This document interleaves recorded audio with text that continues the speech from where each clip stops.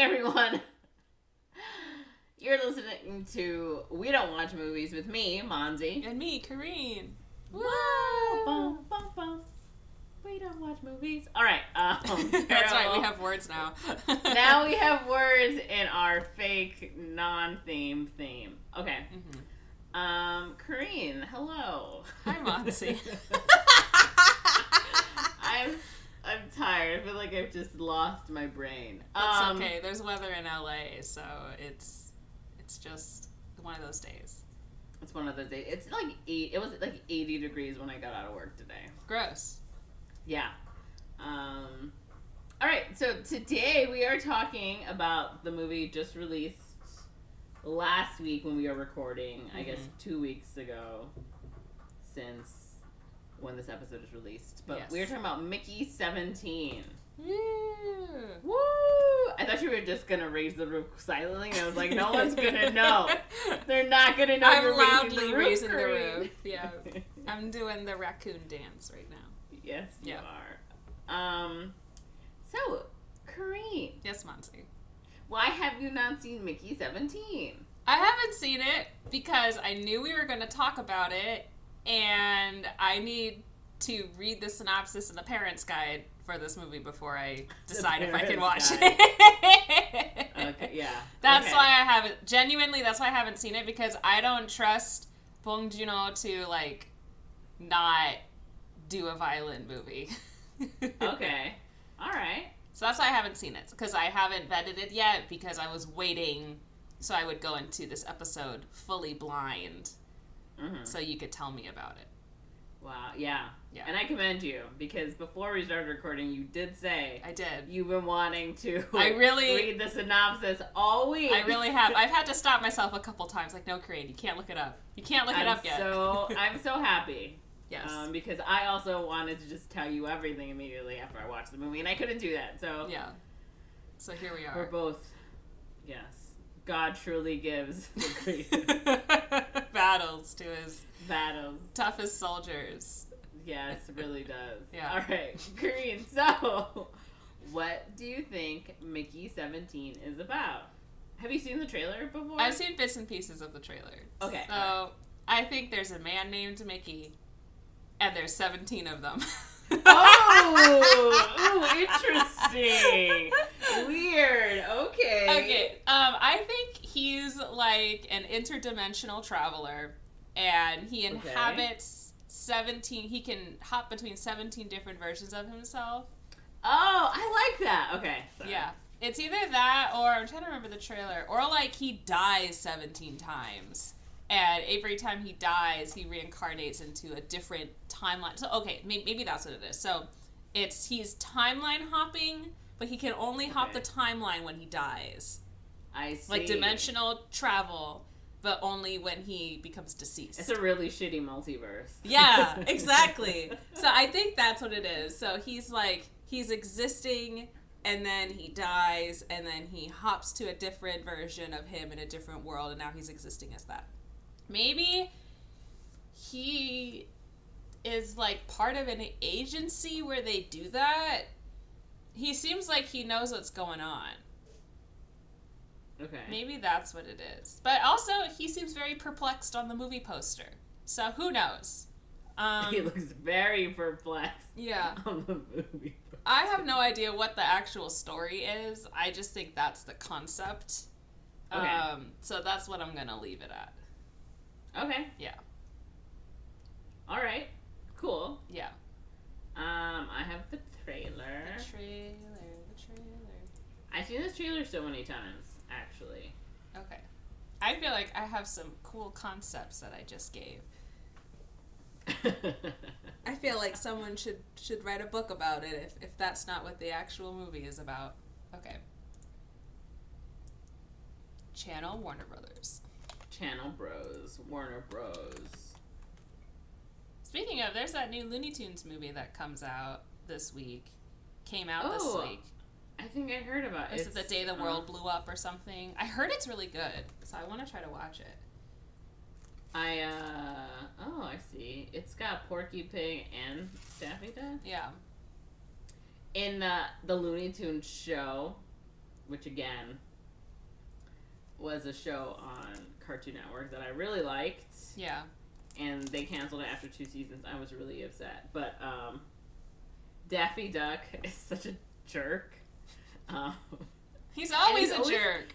I know, but he's just like a cute... But it's just funny because now it's like he's basically mooching off bugs and he's like living off his couch and he's got... His car is like a parade flow and he's like, why is it? He's like, you never know when you're gonna need to join a parade. Like, whatever. Like, he's so stupid and he's so mean to Porky. Mm-hmm. So, I just think that this dynamic for this film would be hilarious because every time Daffy is mean to Porky, it is so funny to me. I see.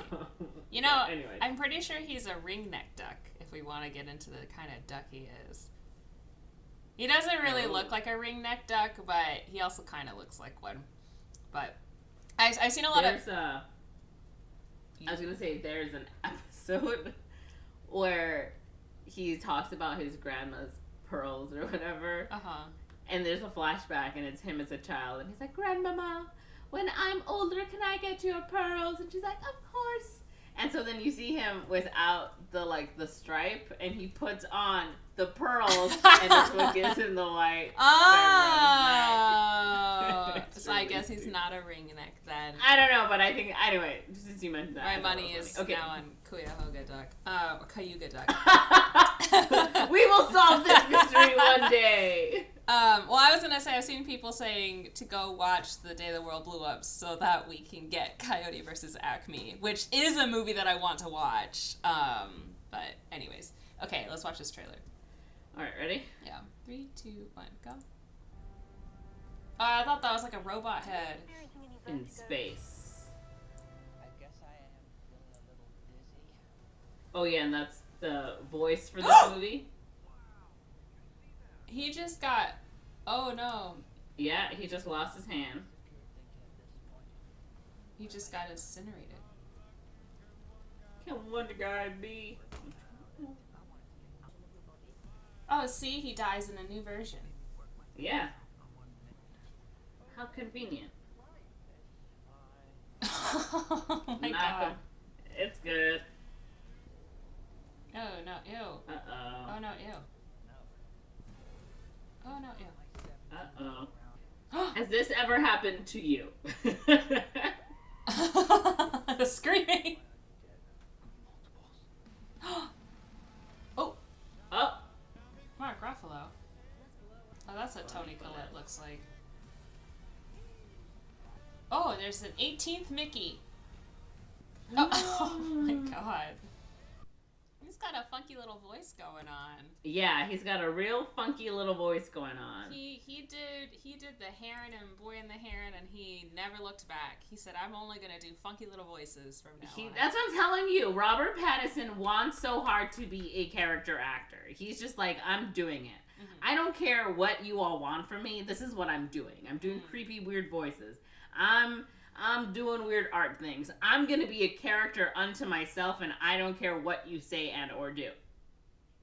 And I love that for him. I love that for him. I'm not.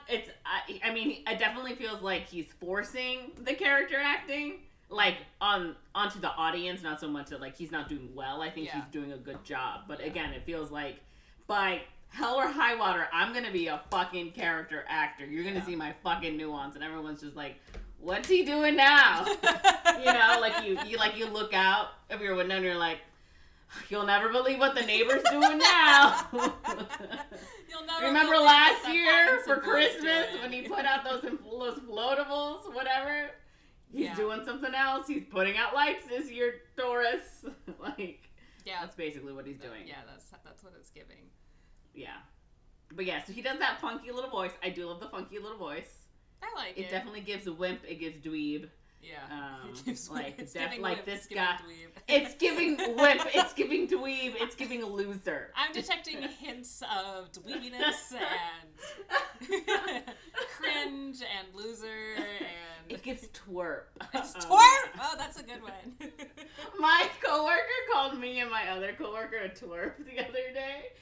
She's like, oh, you guys are being such twerps. And me and him were like, What Oh year yeah, we're is being it? twerps. I'm being really twerpy right now. And she's like, ugh. We should bring back the word twerp. That's We great. need to bring back, that was also what we decided. Yeah. We're like, we need to bring back twerp. Because it's great. Yeah. It's definitely... Dweeb is slowly coming back. Like, nerd and geek are overused to the point where it doesn't mean what it used to mean anymore. You know? Dweeb is slowly starting to. We should bring back twerp. Twerp We is need great. to bring back the twerp. Yep. You little twerp. You are, Oh, yeah. I love that. You're a twerp. Yeah, it's good. It's because it's just like, it's soft because, you know, but it also is like, yeah, you're being annoying and you're being like goofy and you're just bothering me. Yeah. Like a gnat, you know? Yeah. Like that's what I think. Twerp gives gnat. No. All right, Corinne, do you want to amend your summary or what you think is going to happen in the movie? Unfortunately, I think they live in one dimension. Oh, man. Oh, man. I feel like I was onto something very interesting. I thought what you said was pretty interesting. Thank you. I agree. Alas. But, so it looks like... We will always just have really interesting ideas. I know. I think we're just going to have to deal with... That's our burden to carry, Corinne. We're just too creative for Hollywood. Yeah, so he signs up to be something called an expendable, which... Oh, I'm already seeing the metaphor. I already see the overhanded metaphor, but it's okay. We'll continue. So he wants to sign up to, because he doesn't care about living. Life is for losers. Life is for twerps. Life is for twerps. Yeah. And he signs up for that, and they're like, okay, well, we're going to send you out on, like, the worst, most dangerous suicide missions possible, exploratory or whatever, and you're going to do it, and then when you die, we'll just incinerate your body, clone you, make a new version, and then send you out again. It's kind of like that movie Moon that Jesse likes, except... With Sam Rockwell. Moon's a good movie. Yeah, that movie. I like it. But, like... bigger. Yeah, I can see it. Bigger. What's the word I'm looking? Stakes. Yeah, Higher bigger stakes. Bigger stage. Bigger scope. Yeah. Bigger scale. Okay. Yeah. Oh yeah. Yeah, because Moon is just him and like that ship. That movie was made for like $1 million. Yeah. So. Yeah. That's true. Yeah. So he's sent out. And then he learns, even though he hated living, he hates dying more. It's annoying. He doesn't like it. I agree. Yeah. Dying is annoying. Yeah. And then, so he gets in bed, but the other Mickey is in bed, and so there's two of them. That's not supposed to happen. Now there's, what do they call it, duplicate or something like that? There's a trial for some reason. And then Mark Ruffalo's like, well, we have to get rid of both of you. I don't know why. Maybe they're scared of them sharing information or something like that, because the system depends on them dying. But if there's two of them, then all of a sudden it just doesn't work anymore. You know, now it just doesn't.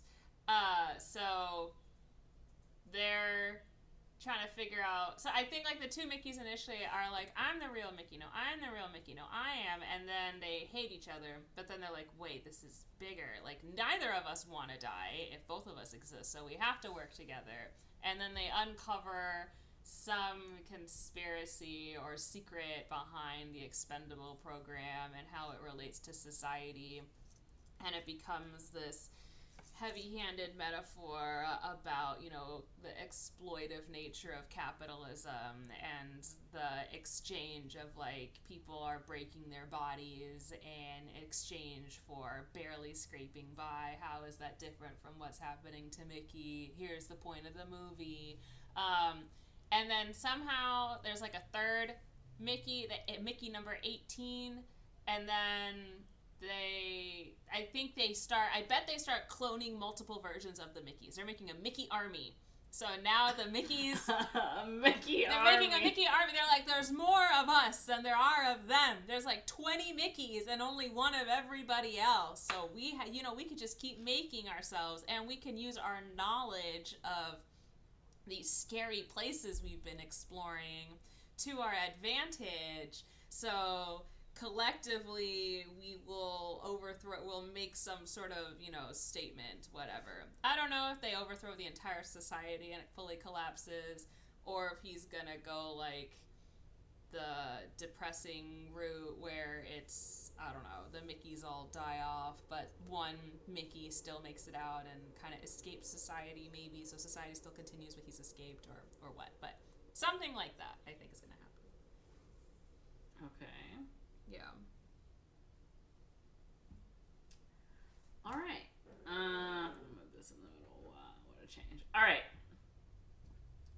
Ready? Yeah, I'm ready. I want to know what happens Okay. in this movie. Okay. So this isn't going to be like, I'm going to try to do this as well in order as I can remember, but I might just remember things as I go. Okay, that's fine. Okay, so the movie opens. We are in like a snowy area. Mickey is like on like the ground and he's covered in snow and he lifts his goggles.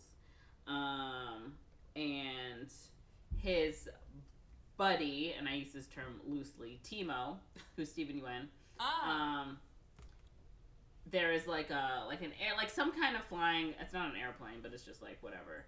And he lowers down. He's like, "Oh, hey, bud." He's like, "Hey, you're down here." Mickey's like, "Help me, help me." He's like, "All right." He's like, "Oh, dude, you're still alive!" Like, whoa! And he goes down, and he grabs like the gun I guess Mickey had. He's like, "Oh man, this is great. We found it. Like it's not scratched up. Like perfect." And Mickey's like, "Come get me." And Timo was like, "Well, you're gonna die anyway. Like, I'm just gonna leave you here. Is that cool?" And he's like, "Yeah, that's fine." And then Timo asked him like that question, like, "Hey, how does it feel to die or whatever?" And Mickey sort of reveals that he does like his whole monologue, and we kind of like are flashing back through things. And he's like, "I am an expendable on this this expedition to go to like this planet Niflheim, which is where they're at now, where he's at now." Norse mythology. Okay. Look at this, yeah. And and he's like, I think he tells us like he's the 17th iteration. Mm-hmm. He's like, I've done a lot of different things on this thing. And so we see him like out there and they're like, "Hey Mickey, check the wire." And he's like, "It looks fine out here." They're like, and he's like, "I feel a little weird." He's like, "Oh, that's probably the radiation, which is why we sent you out." And they're like, "Hey Mickey, you turn around, like tell us how you're feeling. What we really want to know is like, what is the effects of this radiation? How quickly will you die? How quickly will your body, etc." And they're like, "Hey Mickey, take off your glove so we can see what it's like when you take it." So he's gonna take off his glove, but immediately like something comes and cuts off his hand. I see. And he's like, "Oh my god!" And they're like, "Oh whoa, did you see that? Like that's crazy!" And people like inside, and his like hand is going by like the window, and they don't even turn. And we see him go through like different lives, and he's explaining like they've scanned me, and so anytime I die, if they still have this body, they put it into that big pit. Mm-hmm. Otherwise they print him out.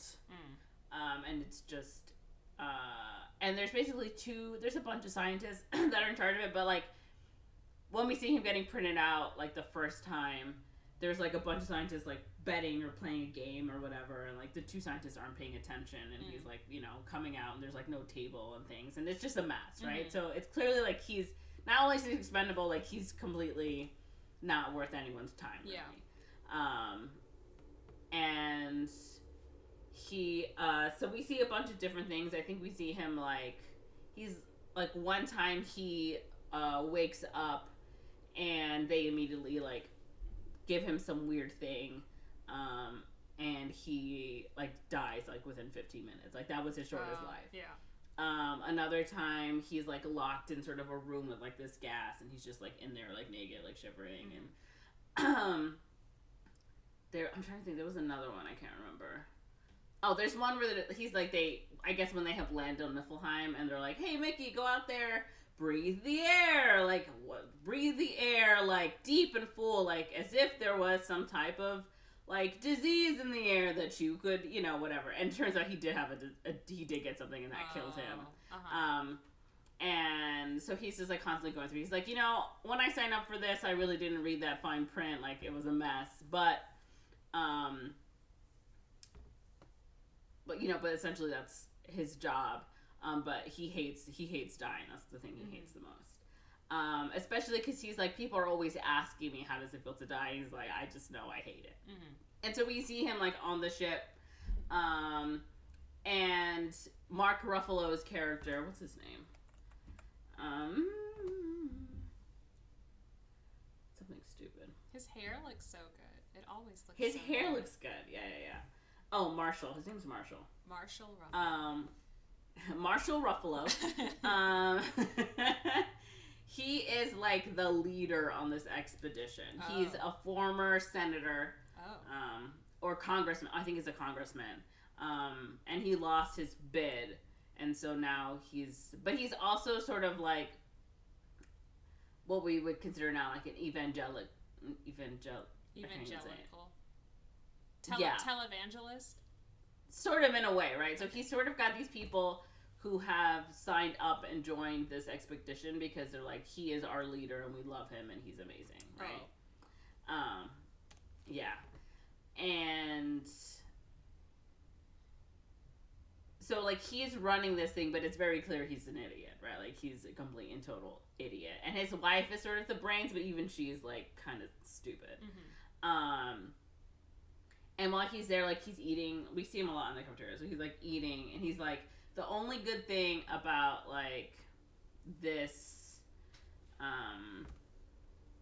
he's like, but I didn't do this just because I like was like, oh yeah, sure, let me sign up for this. What happened was he and his friend Timo, they had come up with a restaurant. He's like, I was convinced to start a stupid business. It was like a macaroon business or something, like selling macarons.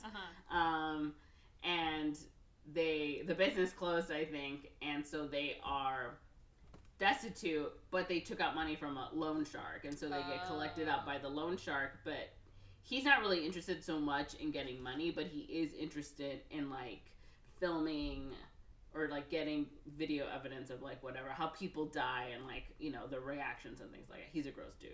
Yeah. So like they're like tied up and they see, and you don't really see that much of it, but they do like start like with a chainsaw, like they cut off like a guy's leg or whatever, and you see him like holding the leg. You know. Okay, so the loan shark really likes snuff films. Yes, that's what it is. I'm like, what is it? Yeah, so snuff films. And they're like, you need to give us our money or else, right? So they're like, yeah, we got it. Like, we'll give us time. So Mickey and Timo both think, oh, the thing we need to do is get off planet, right? We need to get off Earth. And so they're like, well, there's this expedition to Niflheim, but there's like millions of people, thousands of people who want to get on here. And they're not really looking for people who don't have skills, right? Like you need some type of skill.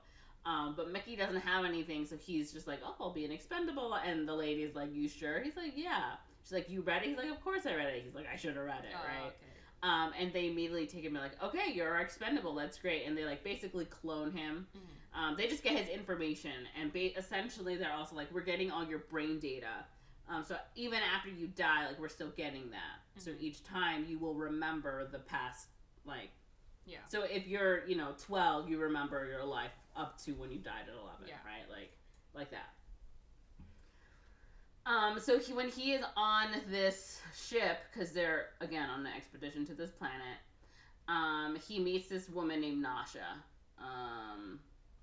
And they see each other across the room when Marshall comes out to speak to the people. And she's like, come sit next to me. And he goes sit next to her. And they like really hit it off and they start dating. He's like, Nasha, I love Nasha. Have you ever met someone who's like your soulmate? That's basically what she is or whatever. And there's this sort of the scene where, so they don't have any food really on the ship. Okay. So they get like little portions, and like it's not very, healthy really, and so they're all on rations. And so when Marshall comes out for one of his speeches, he tells people, hey guys, in order to conserve your energy, like, don't have sex, right? But it's like, and some guy's like, it's a 4-year journey, you know? And he's like, when we arrive at Niflheim, we will, you know, colonize it, and we will make as much food as we can, and then we can have a beautiful orgy to celebrate whatever, right? Ew. And while this is happening, it's like cutting to like Nasha and Mickey just having sex, like a whole bunch. They're like, fuck you. And they're like doing these, and they're like doing this thing where they'll draw like sex positions and like little like stick figures doing it or whatever, and they have like different names and like different numbers. This is important, I promise. So those are the different Mickeys that she's had sex with. So again, because he remembers each iteration, it's not like he's like, who are you, right? Yeah. So it's just that relationship continues throughout. I see, okay. And so he's like, and she's always been there for me, so we see him like when he's in that tank, and she's like at the window, like looking at him, that kind of thing. And he's like, you know, she doesn't care who I am, she just sees me as Mickey. She doesn't think, she's the only one I think who hasn't asked me like, you know, how does it feel to die? So she's like, she really cares about me unlike everyone else. But we also see like they're sitting at like the lunch table, and Mickey is like sitting and he's eating, and this other woman comes next to him and starts talking to him, and Nasha comes and she like squits in, you know, between them, and she like kisses him in front of like the girl, and the girl like, oh, whatever. Okay. So I was like, this is kind of weird. I didn't like that. Yeah. About Nasha. So Nasha to me just seems really possessive, which when I watched it with Rufino and Gio, and I was like, they were like, oh, I liked her. I was like, I don't know. Nasha just felt icky, like, to me. And they were like, why? And I was like, man, anyway, we get into it later. Okay. But yeah, so since then I was like, I don't know how I feel about Nasha. Yeah. And then they finally arrive at Niflheim, and Mickey, again, he reads that air. He's like, you know, when they told me to breathe, like, to see if there's some kind of disease in the air, there was, and they were using me to test like a possible vaccine, right? So each time they would be doing that. So finally everyone, thanks to Mickey, everyone can survive the atmosphere of Niflheim because of this vaccine. And so now we are on the 17th iteration of Mickey17. Wow, that was all backstory. That's all backstory. Oh my goodness, okay. This is all backstory, yeah. And so he is tasked to capture like a little, like a water bear looking sort of creature that lives on this planet, and it's pretty big. There's like there's like little ones, they're probably like this big, you know, maybe like a small medium-sized dog, right? And so they see them, I think, when they like get out, and they're like, oh, what is it? That's weird. And Marshall names them creepers. And he's like, I want one of those creepers. Bring me a creeper alive so I can, you know, whatever nonsense he's saying. They want to analyze it. So Mickey and a bunch of other people, the girl that hit on him, her name is Kai, some other girl, Timo as well, they're all there. And they're sort of on the planet with like the guns, and they're looking for creepers. And they end up, one of the girls sees a creeper, but it's like hissing at her, and she's like, oh no, what do we do? And so she starts shooting at it, but that causes like an avalanche in there, and she gets crushed, and so she dies. And Mickey also falls in this thing, and that's when we see Timo coming back, and he's like, "Oh, you're alive! Like you survived." Again, how does it feel to die? So whatever. We've caught up to the beginning of the movie. We've caught up to the beginning of the movie, yeah. And he's like, "Well, whatever, bye." And he's there. And Mickey's like, oh, this is my life. My life sucks. Like, he's like, well, if I'm going to die, like, let's just do it. Like, you know, he's like, because he sees one of the creepers. He's like, you know what? Just eat me. Yeah. Because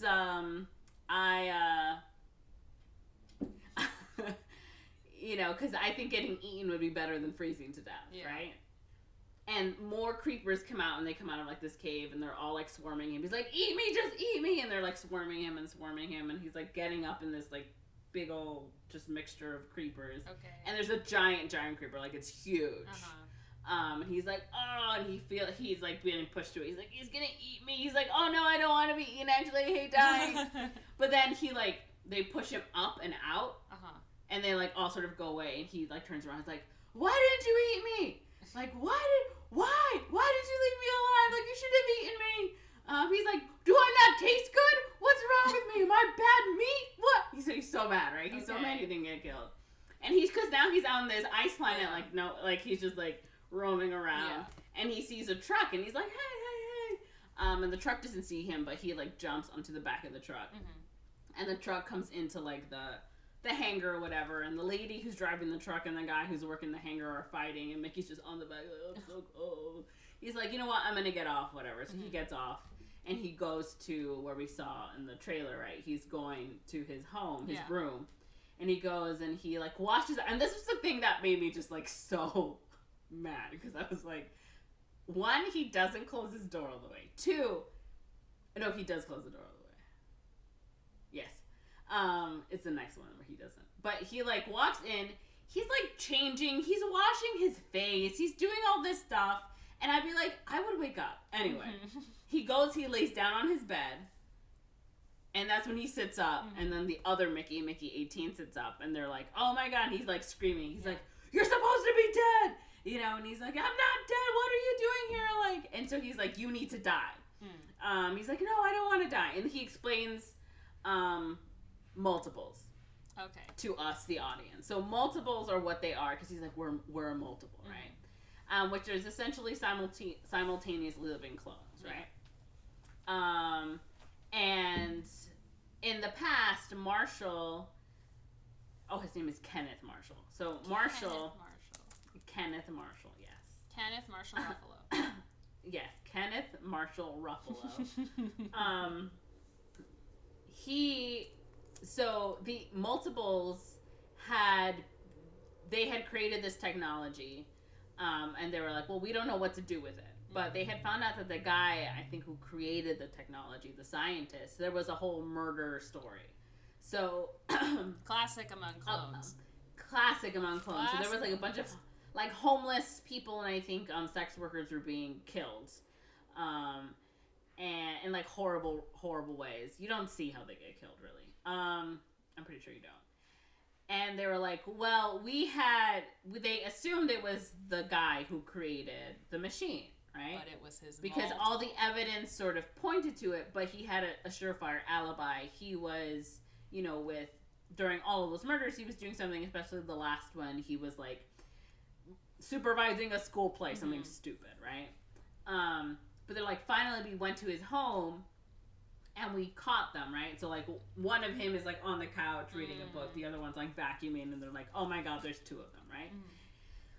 And so they're like, well, then we had trouble, because we're like, well, which one did it? Were they accomplices? What was going on? Right. They both get sent to prison, but then more homeless people in the same way are being murdered. Turns out there was a third multiple, right, that they had to find. So they were like, well, what are we going to do about these multiples? Like, well, if there's any multiples, we just kill them, right? And Kenneth Marshall was like, yes.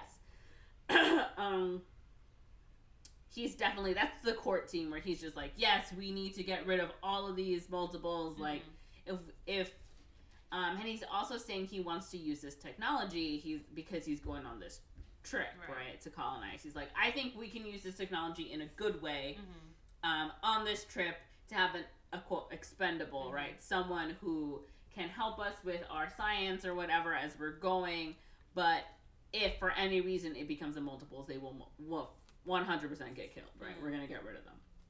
And people are like, okay, fine, whatever. So we go back to where we are, and Mickey and both Mickeys are fighting each other, and Mickey18 grabs like a weight and he throws it at the back of Mickey17's head, and 17 like knocks out. And when Mickey17 wakes up, he's in sort of the area where that big fire pit is in the middle. And that fire pit is where they throw all the organic matter, and that stuff, I think, gets turned into their food or something crazy. So they've just been eating the dead Mickeys. Yeah, and other organic matter. Just like all organic matter goes in there. That's still cannibalism. No, I know, but I'm just saying, like, it's not like he is the only person feeding like hundreds of people on the ship. It's other things. Are they throwing other dead people in there too? Probably. I don't know. Yeah. All I know, it's organic matter. Okay. And that, oh no, is that what they're feeding them out of? I think that's what Mickey is made out of. It might be both. It doesn't matter. Anyway, while they are there, 18's gonna shove 17 into the pit, and 17 wakes up. He's like, no, and they start fighting again, and 17 is like, listen, why don't we do like a deal? Like, I'm an odd number, you're an even number, so whenever we have work shift, I'll do the odd day, you do the even day. Like, we could do this, right? We can just trade off. And 18's like, no. And 18's very aggressive. He's just everything about him is aggressive. He's very mad. He's very angry. And Mickey's 18 is like, no, right? He's like, you have your life. You need to die in order for me to live. And 17 is kind of like, I thought before that I was just sort of continuing my life, even though I die each time. But now that there's two, he's like, I realized I will be dead, right? And you will be alive, which means that he's his own person, right? Like, he is losing his life when he dies, and they get upset. And so while they're fighting, they hear someone coming, and they're like, oh no, fuck, who is it? And they're like hiding. just stop fighting and go to hide. And we see Timo. And he is coming in with like some dumb like guard or whatever. And he's selling oxy, so like oxygen, whatever. But it's the oxy that's used in the weapons. And he's like, here, man, and it's like pure oxy, man. Like, it's good for you, whatever. He's like, I don't know. He's like, just take it. He's like, he takes it, he buys it. And 18, Timo's left behind, and 18 sort of pops up, and Timo's like, oh, hey, man, like, how's it going? And 18 tries to kill Timo. Yeah, he just, like, you left me for dead, essentially. Oh, and yeah, right, so he goes, and he starts beating him up, and Timo's like, dude, what the fuck are you doing? And then he, like, shoves him into the pit, but he hangs on the side. And 17 grabs him and he pushes. He's like, he's our friend. He's like, he's not our friend. And 17 goes and he's going to pick up Timo. And he's like, I'm going to help you. And Timo's like, what the fuck are you doing, man? But 18 grabs 17 and, like, shoves him away. And he's going to, like, drop Timo into the pit. But someone else comes in. Oh, Nasha comes in, I think. Something. And then they're like, what's going on? And he's like, if you tell her what I did, I will kill you. And so he's like, I just kind of fell into the pit, and Mickey was helping me up. And it's like, okay. So he, like, pulls him out. And Timo's, like, totally freaked out. So Mickey 18 leaves with Nasha, and Timo's gone. And Mickey 17 sort of pops out, and he's like, oh, my God, this is crazy. He's like, he's with my girlfriend. Like, how dare he be with my girlfriend? Like, I'm going to go. And he's, like, running back to his room to go be with Nasha. But he gets sidetracked, and I don't know why. There is a guy in a pigeon suit. You saw it in the trailer. I don't know why. I don't know if he's some kind of weird mascot for the ship, but there's just a guy in a pigeon suit. And he shows up, and he's like, hey, man, congratulations. You are going to have dinner with Kenneth Marshall, right? You've been chosen this month or whatever, this week, to have dinner with Marshall. I guess he does this every now and then. And so Mickey 17 is like, okay, sure, I'll go have dinner with you guys. So he is brought to dinner with Marshall, and he's eating, like, this, like, it's supposed to be a steak, but it looks like gelatin, and it's, like, red, and he's just, like, scarfing it down. Okay. And they're like, oh, pretty good there, buddy, huh? And Ilfa, who is the wife of Marshall, she's obsessed with these sauces. I don't know what is up with her and sauce, but she's like, do you like the sauce? I made it just for you, kind of thing. And while he's there, another agent comes in, Kai, who is one of the girls that was with him when the sort of little avalanche happened. Yeah. And Marshall's like, oh, Kai, like, we're so glad you're here. We're so sorry about your friend. Like, that was so bad that she died. And he's like, also, you're like so beautiful. When we finally have food, like, would you like to participate in our like weird sex orgy? And she's just like, the fuck is going on, right? Yeah. Like, you're being super weird. And they sort of get into a fight about, I don't even know what, but Mickey's just sort of in the background, literally just scarfing down that steak. And suddenly he's just like, oh, he's not feeling good. And they're like, oh, are you okay? He's like, yeah, I'm fine. I think I should go. And he, like, topples over and he, like, throws up. And they're like, oh no. And like through the door, some of the scientists bust in and they're like, oh, we got you. And they like give him something. But it's an experimental painkiller. And again, he was eating experimental meat, right? They were just testing it on him. And the painkillers just made things worse. He was still just like, wah, or whatever. Like, oh, so it's out. Well, I guess that doesn't work, right? Like, whatever. And Marshall is like, well, all right, great. Like, let's put him out of his misery. He, like, grabs a gun. He's going to shoot Mickey. And Kai's like, what are you doing? Like, how are you going to do that? He's like, I'm putting him out of his misery. And 17's like, I'm fine. Like, I'm good. I'll just go rest in my, whatever. And so he, like, leaves, and Kai's like, no, I'm going to take you. So she leaves, and she takes Mickey, and she takes Mickey to his room, to her room. And she's making tea, and she's like, oh, I brought this tea from Earth. I only really use it sparingly. And she makes it for Mickey, and she gives it to him. And she asks him, she's like, I know you hate this question, but I want to ask you, how does it feel to die? And he's like, are you asking because your friend died? And she's like, yes. And he's like, I'm scared every time. Like, it's scary. And she's like, oh, okay. So he's like, I'm not going to lie to you, essentially, right? And while they're there, she goes to kiss him, and he, like, stops. He's like, oh, no, I gotta go! And he, like, runs away. And he goes to his room, and he sees 18 and Nasha. And, like, 18's just, like, I don't know, in his boxers or whatever. And Nasha's, like, in her underwear. And she's just like, oh, my God, it's 17. And they're acting super weird. And you're like, yeah, it's 17. And she's like, oh, I love this. Like, there's two of you. Like, that's great. And she's, like, kissing. She's, like, macking on one, kissing on the other. And, like, pushing one on the bed. And, like, she's kissing 17 and 18, like, start touching her. And he's like, stop touching her. And, like, vice versa. Like, they're just getting, upset about this. And she's like, I love this. Like, there's two of you.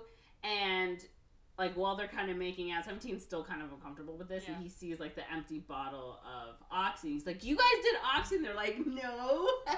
Right? Like, so they're just high. And this is when he comes in and the door isn't closed. And I was like, how do you not close your door? Anyway, the door opens, and Kai comes in, and she had, like, the little thermos of tea, and she drops it, and she's like, and she, like, runs to go report. Because she's a snitch. Because she's a snitch. I mean, she's also, like, one of the special agents. Nasha is, like, a police person in the thing. That's why they're all there. And Nasha stops her, and she's like, you're not going to tell, right?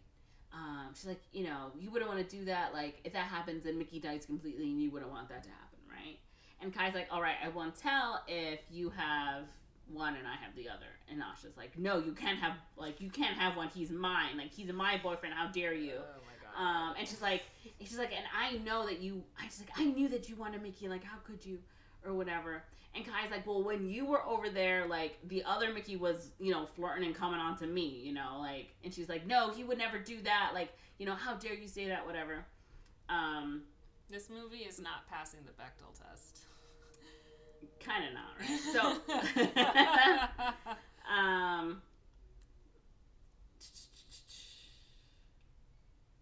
and so while they're, like, doing, like, having this little argument, 17 tells Mickey, like, hey, I was at this dinner with Marshall, and they gave me some steak, and, I didn't feel good. And it just makes Mickey 18 really angry. And he's like, how dare he do that to us? Like, who the fuck does this guy think he is, right? He gets really mad, and he, like, storms out. And he's like, what are you going to do?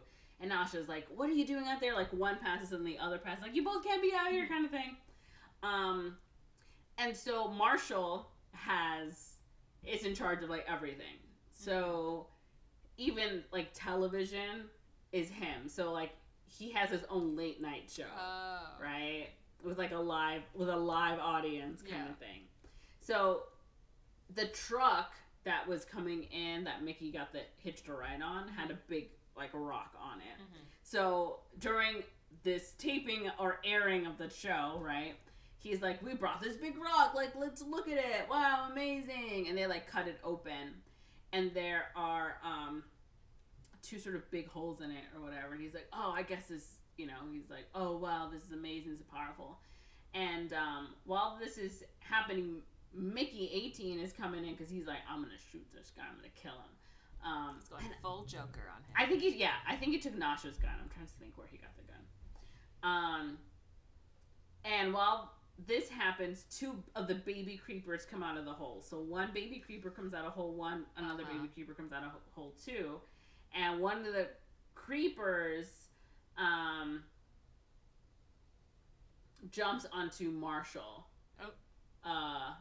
And the other one goes into like the sort of the crowd, and so 17 captures the little one that got and the other one like freaking Marshall like throws it and he's like, kill it, oh my god. And so everyone's just like boom boom boom, and you see like the little baby creeper like just get blown up to little bits because everyone's shooting at it. Okay. But while this is happening, before it jumps on him, 18's gonna shoot, and it like scrapes Marshall, and it like kind of hits the rock. And they're like, oh my god, Mickey, we gotta kill him. But that's when they discover, oh, there's two Mickeys, there's multiples. And so Marshall's like, you tried to kill me, you're all arrested. They all get arrested. But when they kill one of the baby creeper, the other baby creeper is like making this awful sound. And so we can see out there, like, the other creepers out there hear it and they start coming. The moms. So now they're... Yep. Yes. So now they're all arrested. All 3 of them are arrested. 3 of them? They're in, like, both Mickey's and Nasha. Oh. Yeah. And they're, like, in the brig, which are, like, those little cages you saw. They're just, like, sitting in these, like, cages. Yeah. And... meanwhile, the ship is being surrounded by these creepers. Just, like, surrounding, and everyone's like, what's going on? And while they're in the brig, Mickey is, like, saying, he's like, you know, we don't need to kill them. Like, I'm pretty sure they're... He's like, I'm pretty sure they're harmless. Like, they didn't kill me. Yeah, or whatever. Like, we haven't seen them do anything violent. Yeah, he was like, and actually, when he was out there, the thing had made a sound at him, like, boop, boop, boop, and he made it back. Mm-hmm. And... they were doing it back and forth or whatever. Mm-hmm. So he mentions, you know, he was like, it just sort of went like boop, boop, boop, and I went boop, boop, boop back, and then suddenly, they didn't kill me. And so I guess Nasha sort of like, oh, it's like, is that a language? He's like, oh, you might be right. It might be a language, right? So they're definitely, have some kind of, they're intelligent creatures. Yeah. Timo comes. He comes with like a big whatever, and that guy who he had sold Oxy to. And he comes and he's like, listen, Mickey, there's 2 of you here. I need to kill you and take a video of it. And he's like, what? He's like, yeah. I got this letter from that loan shark. One of his associates left a letter at my door and was like, I need to see a video of one of you being killed and send it to me, and then you don't have to worry about paying me back. Right? Oh. He's like, otherwise we'll kill you in horrible, horrible ways. Mm-hmm. Right? He's like, Timo's like, I'm your buddy, man. Like, you gotta let me live, right? So he's like, there's 2 of you, like, let rock, paper, scissors, like, let's decide who's gonna die, right? And 18 is like, you could kill me or whatever. Ooh. He's like, but I have one last request, like, give me some Oxy. He gonna kill him. And so the little guy is like, oh, yeah, Timo's like, here, give me your Oxy. He's like, man, I just bought that. He's like, no, give it to me. So he's like, yeah, gonna give it to him. But I think he had like a chainsaw or a weapon or a taser or something. And he like, when he's gonna give it to him, he takes the taser and tases him, and he gets out. And he starts beating up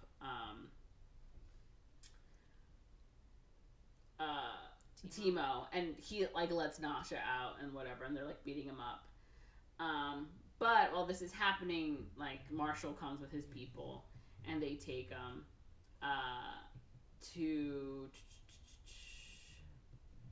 to like where the pit is, mm-hmm.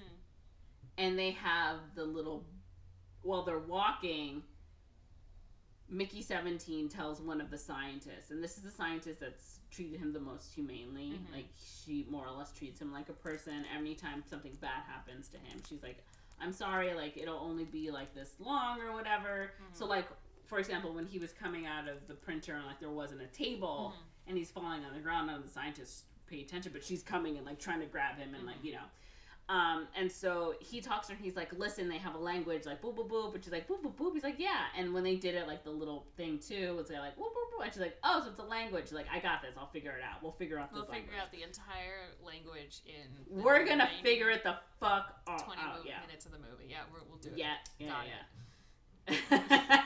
Different planet, different creature. Doesn't matter. Figure out She's that a language scientist. right now. Yeah. Science is possible. Based on boop, boop, boop. I'm going to figure it out. Well, it's something more than that. Because they also, I think, can hear the creatures saying things too. I don't know. And they can see as they're walking, like, just thousands and thousands of these creepers surrounding. And they're just kind of there. They're not doing much. And they're brought to Marshall, and he's like, I want to kill all of the creepers. Like, they are so terrible and awful. And, like, that one scientist is like, we were, like, he's like, they are aliens. And Marshall's like, where are the aliens, you fucking idiot? Or whatever, you know? And so Marshall's like, well, we need to get rid of you two multiples. And he destroys the memories of, like, the memory box that is kept for Mickey. Oh. He's like, I'm going to destroy you guys. And Nasha, yeah. And they have the little baby creeper. His name is Zoko, actually. So they got little baby Zoko hooked on, like, you know, classic, on a hook over the pit. They're like, we're going to lower it. And she is, like, starts beating people up. And she's like, we're going to do the bop, bop, bop, boop, boop, boop. But they managed to restrain her. And they, like, you know, put tape over her mouth and her, you know, whatever, hands tied behind her back. And, they're like, he, like, takes the tape up. He's like, all right, then you need to, if you really want to save this creature, like, you need to save it. Use your mouth to hold the rope or whatever. And she's like, what? He's like, 1, 2, 3, or whatever. He lets it go, and she, like, grabs it with her teeth. So she's, like, on the ground holding this baby little guy over the fire pit. Yeah, it's crazy. Yeah, super fucked up. But the assistant, the scientist, the girl, she persuades Marshall, like, oh, hey, Yilfa, when she sees the baby creeper, again, she's into these sauces. She, like, cuts off its tail and she puts it into, like, a little mixer. And she's like, oh, what a great sauce. So the assistant's like, oh, you know, it'd be terrible if we just killed all of them. Like, don't you want something? Yilfa's like, yes, let's send them out there. Like, let's make it fun, right? We'll send out both of them. We'll strap bombs to both of them. Whoever collects 100 tails first will survive, and the other one will get blown up, right? Like, ha ha ha ha ha, right? Like, great, perfect. And so they send them out there. They're wearing remote, you know, detonated bombs or whatever. And Marshall's got, like, the little control on his arm. But when they go out there, the scientist gives him, like, a translator she made, I guess, in a few hours because she's a genius. And he's like, this is rudimentary at best, but here, try this. I think we can figure out. I think you can communicate. She took the app that was like, what is my dog saying? And then she calibrated it for this alien thing. Yes. and so they both go out, and 17 is like, I'm going to go talk to the big creeper. And Mickey 18's like, why, man? Like, there's no point. Like, let's just, you know, duke it out, basically. He's like, no. And so Mickey 18's like, whatever, this fucking idiot, but I'll follow. So they go to the big creeper, the mama creeper, whatever. And they're talking. And on the screen, like, Marshall's like, why are they talking? Like, who do these idiots think they are? But whatever. He's like, they're going to figure it out and they'll die. And so Mickey17 through the thing is like, why did you save me? Or whatever. And he's like, you know, whatever, we just saved you. He's like, what are you guys going to do out here? And she's like, you have my baby. You have baby Zoko. And you have my other baby. And they're like, I'm sorry, but that baby died. And she's like, no. And everyone's like, ah! Everyone's upset. And she's like, all right, what I want is I want my baby back. And he's like, okay, we'll try to do that. And she's like, but because you killed my baby, a human needs to die in its place or whatever. And he's like, are you sure?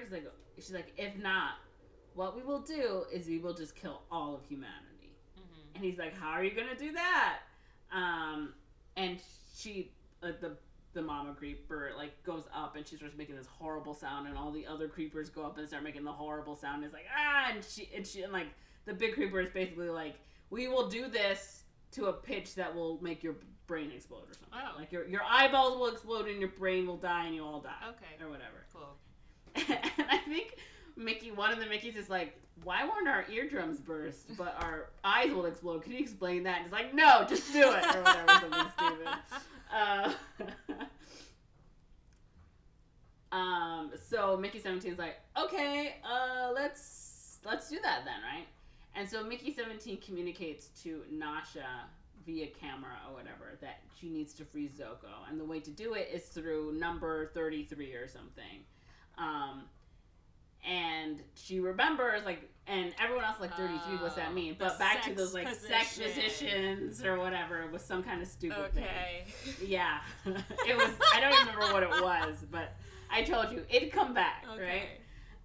It was some, it was, I don't know if it was 33 or whatever it was, but she was like, oh, I got it. Boom, like, I got this. And Marshall is like, these stupid Mickeys aren't doing anything. Like, I'm gonna go out there and be like, hey, you know what? Why don't you go out there like a benevolent leader, like, you know, a general about to, you know, destroy them with your army and, you know, make a speech about how amazing you are, and we'll get it on video and, you know, it'll be amazing. So he's gonna go out there. Yeah. And he's like, I'm gonna kill everyone instead because these stupid Mickeys can't do anything. So they go out and Mickey sees him and he's like, fuck this, and he goes and he like starts beating up Marshall and like killing everyone.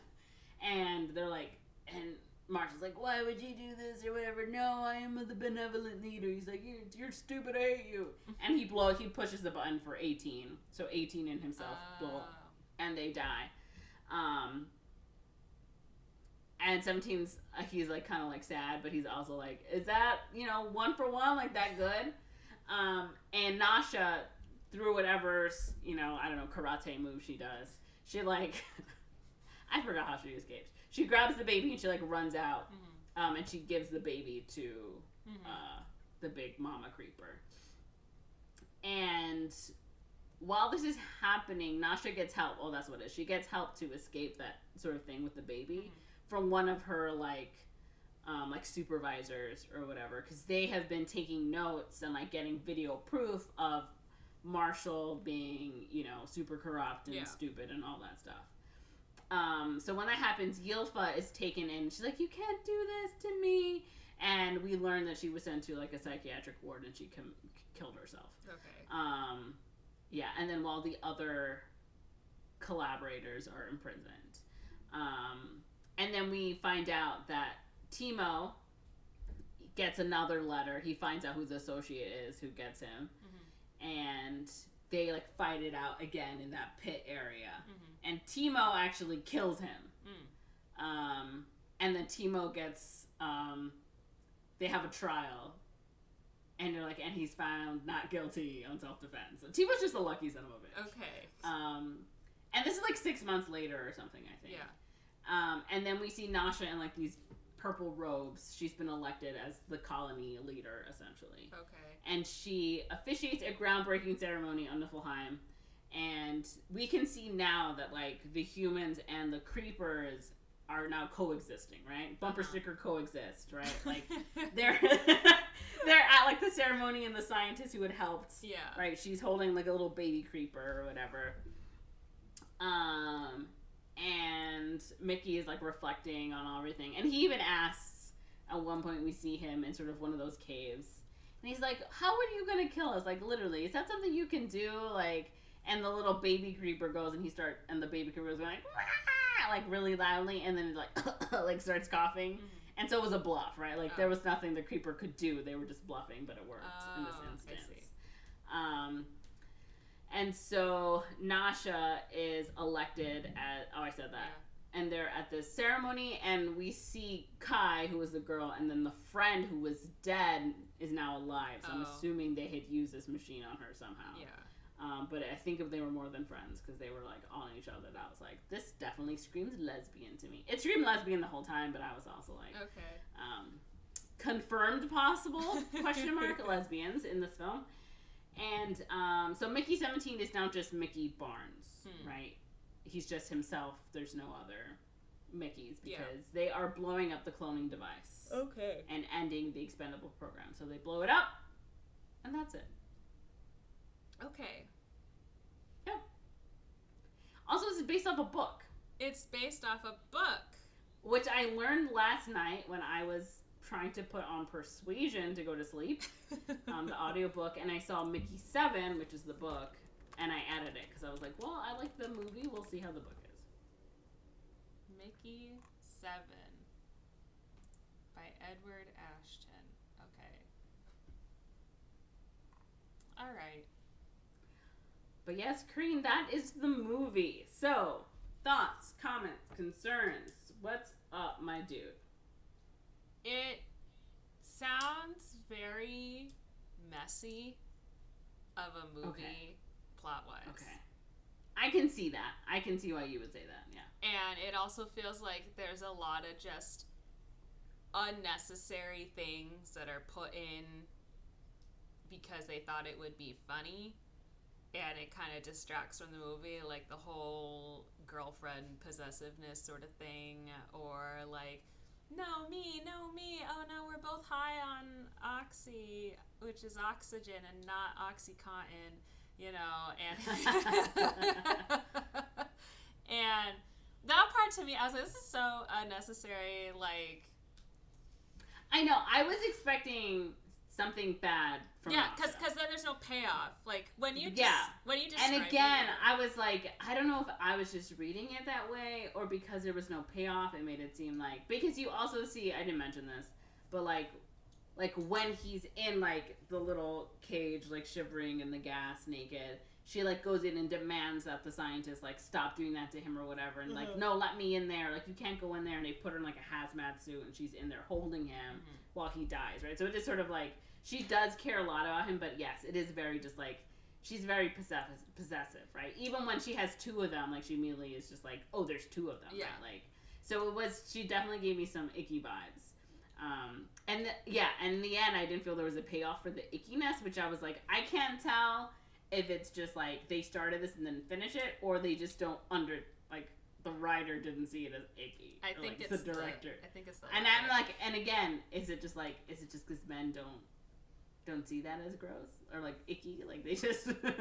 they're not worried about this possessiveness, but I do. No, that's another thing where I was like, it felt very like normalized toxicity, like yes, the whole definitely.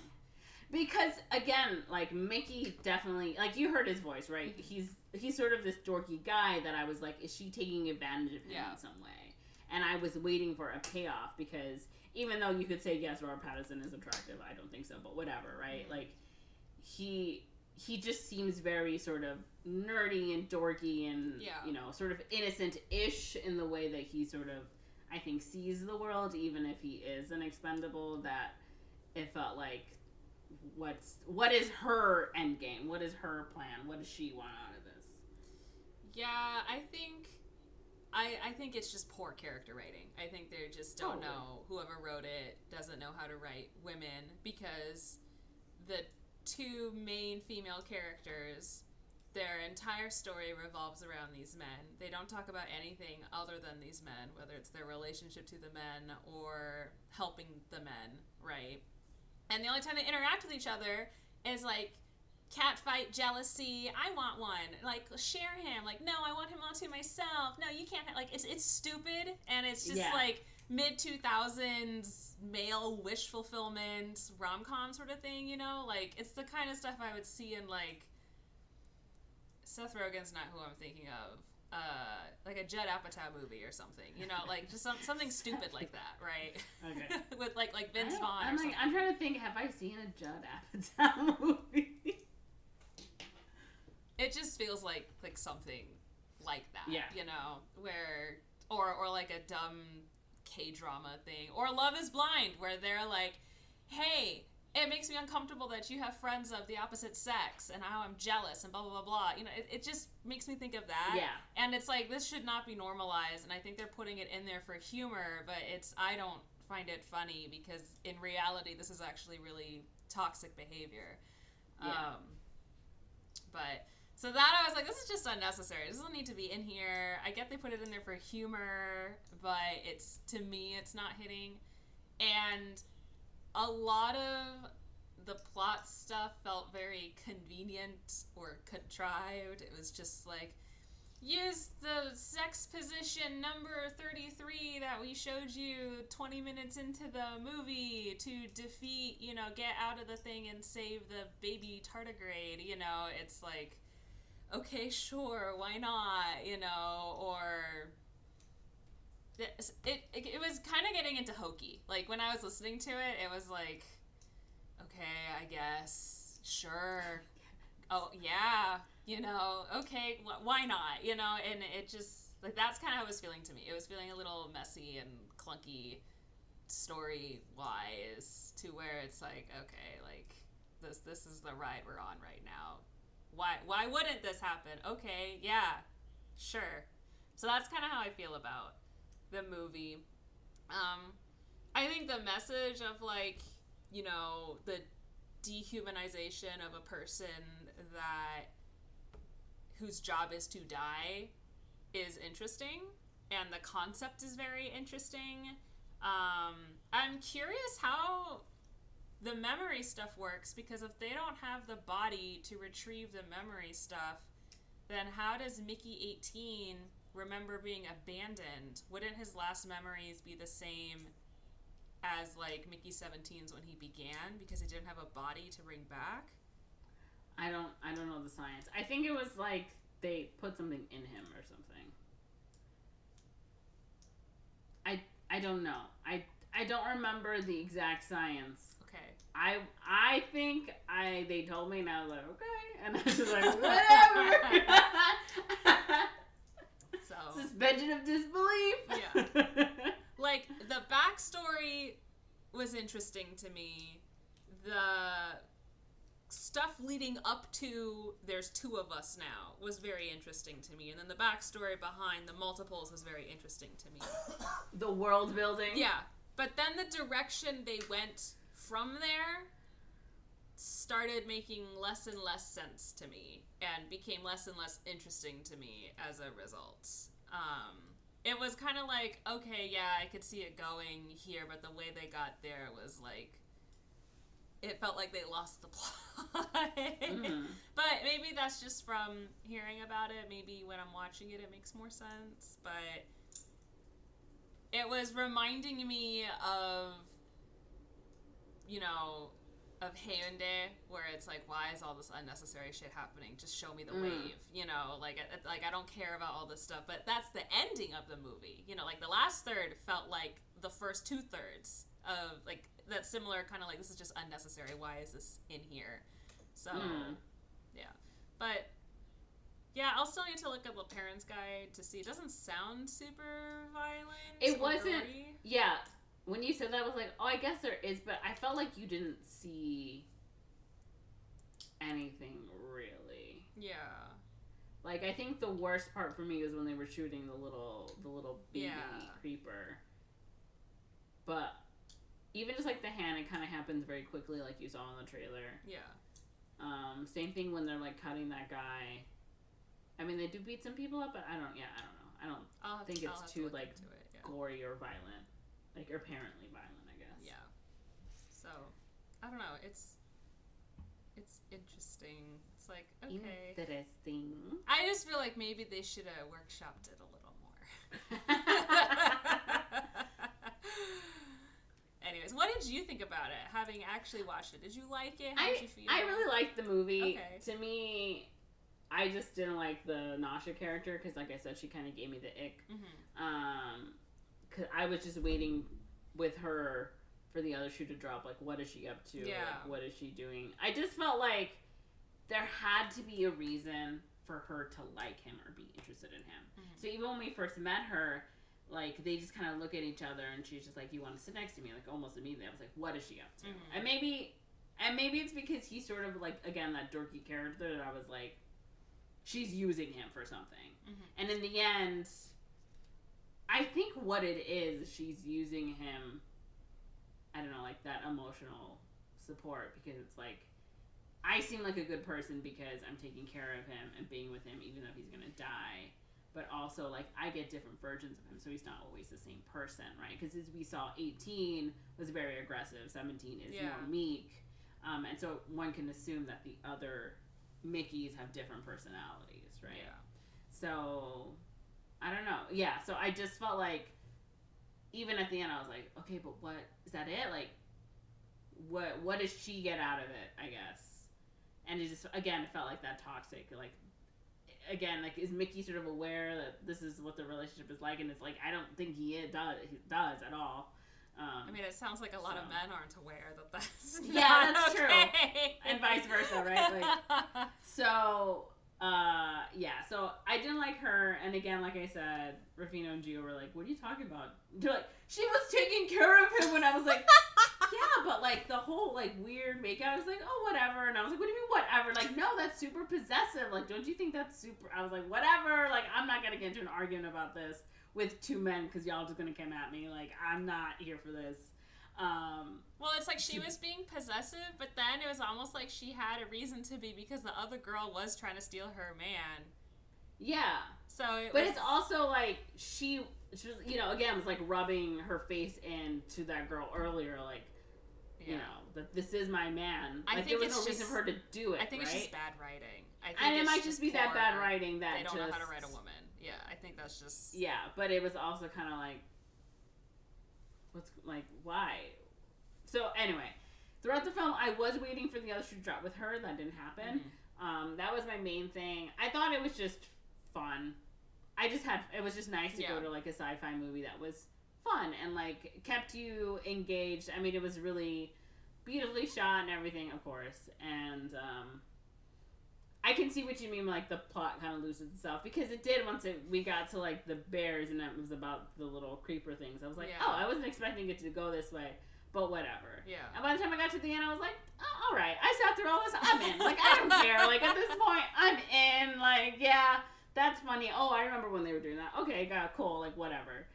And when they did like the talking thing, I was like, that's stupid, but oh, whatever. I'm here for it. Like, yeah, let's go have a conversation. So I think just like, because he is just a good storyteller in general, that even though like I think hearing it is kind of like crazy, I think when you're seeing it, it's just kind of like, all right, I'm here for the ride. Like, let's see where this goes. Like, all right, we got to our destination. Like, maybe it wasn't the way, I thought it was going to go, but it was fine.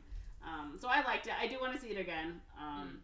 Because I was doing just a lot of kind of like work, like waiting and like doing, I don't know. So I do kind of want to see it again. Probably not soon, but eventually. So yeah, I enjoyed it.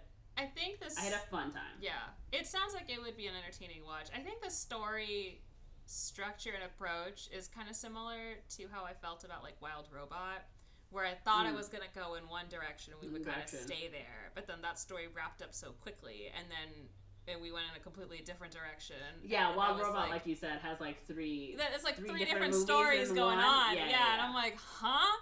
So this one was like two different movies going on, and the tardigrade stuff, it's like, okay,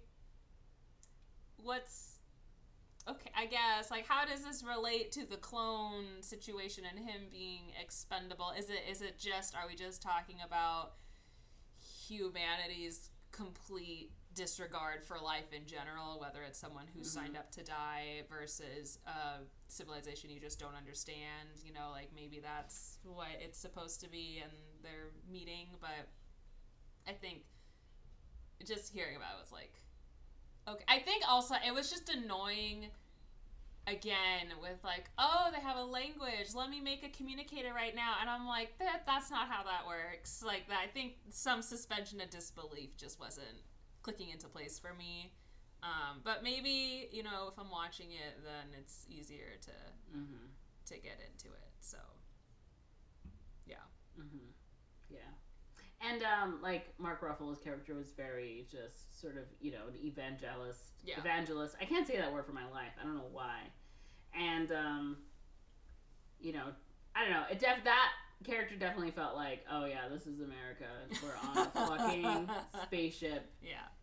To space, and we got the biggest idiot in the world leading us, and half of the people on the ship are going, yeah, we love this man, and the other half are just like, what the fuck is wrong with He you? was definitely So giving Trump vibes. For yeah, sure. definitely giving Trump vibes. So it definitely, I felt like in that way too, was timely-ish in like his character. And it was like, what fucking crazy nonsense is this idiot gonna get up to? And so that was, I think at the end it got a bit tedious, but, and I mean, it's all tedious now, so in the end it doesn't matter, but in my real life it's very tedious. Yes. But, so that was fun and interesting to see, just sort of like him and like to what extent, how far he would go in the film. He was just so stupid. I was like, Mark Ruffalo, you're doing a great job. But, he always does a great job. But it was just like, he always eats. Yes, he always eats. Yeah, true. So, okay. So yeah, I enjoyed it. I thought it was fun. It looked great. I liked Mickey as a character. Yeah. Or Mickey17 at least as a character. I thought Pattison did a very good job with him. And I don't know. I felt like Mickey17 is probably like the kind of person I would hang out with in my life.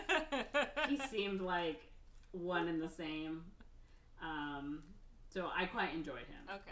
He was just like a big sad idiot, and I loved it. A big sad idiot. Yeah. Okay.